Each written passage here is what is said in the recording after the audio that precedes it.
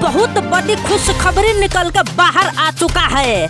खबर ये है, नेपाल में भाग रहा था समर सिंह का भाई संजय सिंह, तो बिहार पुलिस ने संजय सिंह के पकड़ लिया है। बनारसी थाना में समर सिंह के भाई संजय सिंह के गिरफ्तार करके अभी जेल में बंद कर लिया है। बहुत बड़ी खुशखबरी है आकांक्षा दुबे के फैंस के लिए कि एक अपराधी अब पकड़ा चुका है। अभी एक और अपराधी भागा हुआ है, वो है समर सिंह, जो अब तक गिरफ्तार नहीं हुआ है। कहां पर जाकर छुप कर बैठा है किसी का पता नहीं है, मगर सूत्रों से यह पता चला है कि नेपाल में ही भागा है समर सिंह।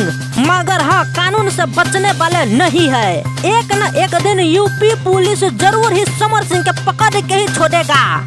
जिस तरह से आकांक्षा दुबे का तरपाया है, उसी तरह से समर सिंह के भी यूपी पुलिस तरपाएगा।